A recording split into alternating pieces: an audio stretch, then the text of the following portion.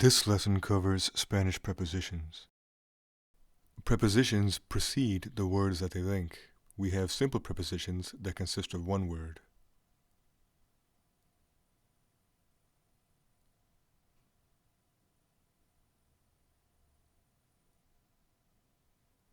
Según los expertos, la economía va bien. Tenemos que trabajar hasta la medianoche. Él corrió entre tú y yo. The prepositions a, de, en, por, and para have a wide variety of uses which we will look at next. The preposition a can be used to indicate travel or destination.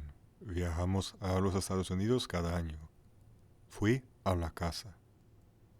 And to connect a verb with an infinitive verb. Empiezo a caminar. The verb ir means to go, and the phrase ir a is used to indicate I am going to do something. Vamos a estudiar hoy. Voy a comer cuando vuelvo. And to indicate how something is done. Ellos van a pie. Tengo que hacerlo a mano. To introduce a person as a direct object. ¿Conoces a mi hermano? Veo a tu amigo. To introduce an indirect object. Damos los regalos a los estudiantes. Empezamos a escribir cuando el profesor nos dice. The preposition de.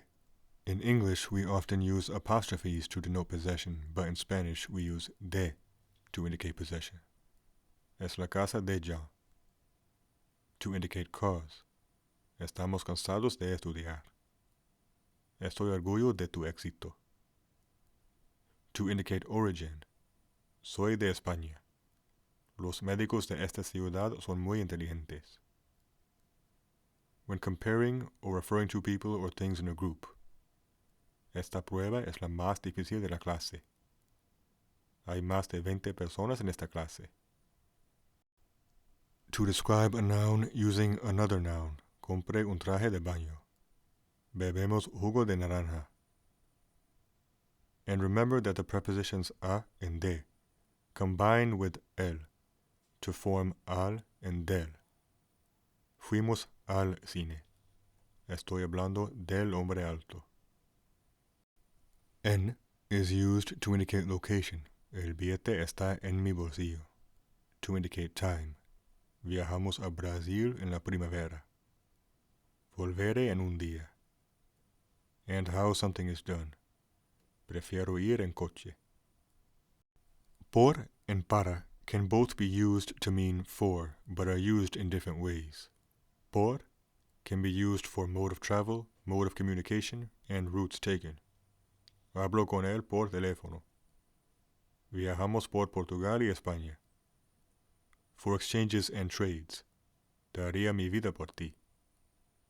Dame $5 por este libro. For duration and length of time. No quiero trabajar por 10 horas cada día.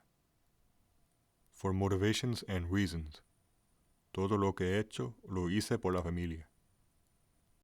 Para is used for destinations. Salgo para Madrid en una semana. For recipients. El regalo es para mi abuela. Deadlines. Tengo que entregarlo para el miércoles. For goals and purposes. Estudiamos para sacar buenas notas. The preposition con, if followed by mi, ti, or si, will become conmigo, contigo, or consigo. Él quiere trabajar conmigo. Quiero trabajar contigo. Él no está contento consigo. And remember that si and consigo are only used reflexively if the subject and object refer to the same person. There are many compound prepositions which consist of multiple words.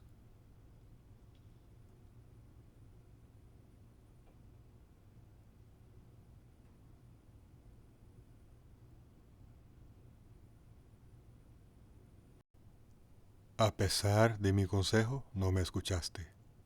Deberías estudiar en vez de malgastar tiempo.